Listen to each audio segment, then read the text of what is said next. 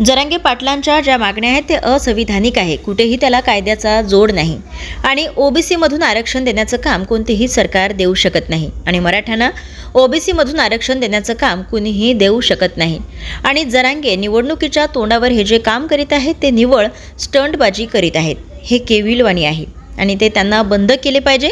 दर आठवड्यामध्ये काहीतरी स्टेटमेंट द्यायचं आणि न्यूजमध्ये राहायचं आणि स्वतःबद्दलचा एक फुगा तयार करून घेतला आहे।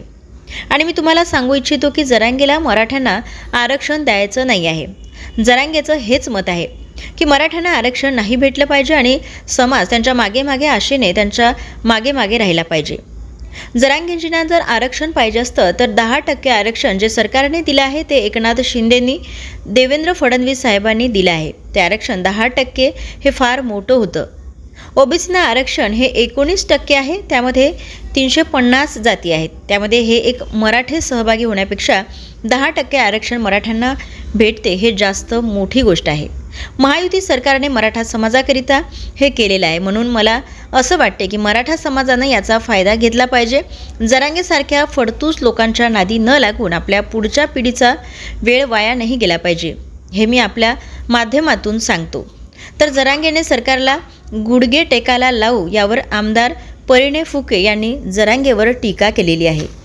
भाऊ, कालपासून मनोज जरांगे पुन्हा आमरण उपोषणावर बसलेले आहेत। ओबीसी मधून मराठ्यांना आरक्षण देण्यावर ते ठाम आहेत। तर आतापर्यंत संधी दिली आहे, आता मराठ्यांच्या नावे बोंबलू नका, तर आरक्षण न दिल्यास सरकारला गुडघे टेकायला लावणं असं जरांगे पाटील सरकार टीका केली। बघा, असं आहे की जरांगे पाटलांच्या ज्या मागण्या आहेत त्या असंविधानिक आहे, कुठेही त्याला कोणत्याही कायद्याचा जोड नाही आणि ओबीसी मधनं आरक्षण देण्याचं काम कोणतीही सरकार करू शकत नाही। मराठ्यांना ओबीसीच्या हिस्स्याचं आरक्षण देण्याचं काम कोणतीही सरकार करू शकत नाही आणि जरांगे काहीतरी निवडणुकीच्या तोंडावर काहीतरी स्टंटबाजी करण्याचं जे काम जरांगे करतात आहे हे फार केविलवाणं आहे आणि त्यांनी हे सगळं बंद केलं पाहिजे।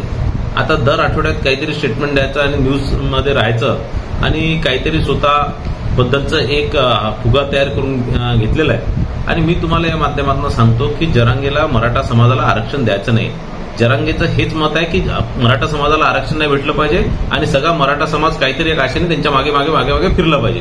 कारण जरांगेजींना जर समजा आरक्षण पाहिजे असलं असतं तर ते जे 10% आरक्षण जे राज्य सरकारने दिलं, जे माननीय एकनाथ शिंदे साहेबांनी दिलं, देवेंद्र फडणवीस साहेबांनी दिलं, ते आरक्षण मराठा समाजाला देऊन 10% आरक्षण फार मोठं होतं। ओबीसीला आरक्षण 19% आहे, त्यात 350 जाती आहेत। त्या 350 जातीमध्ये हे एक मराठे ऍड होण्यापेक्षा 10% आरक्षण सरसकट मराठा समाजाला भेटणे जास्त मोठी गोष्ट ही या सरकारने, महायुतीच्या सरकारने मराठा समाजासाठी केलेली आहे आणि म्हणून मला असं वाटतं की मराठा समाजाने या आरक्षणाचा फायदा घेतला पाहिजे।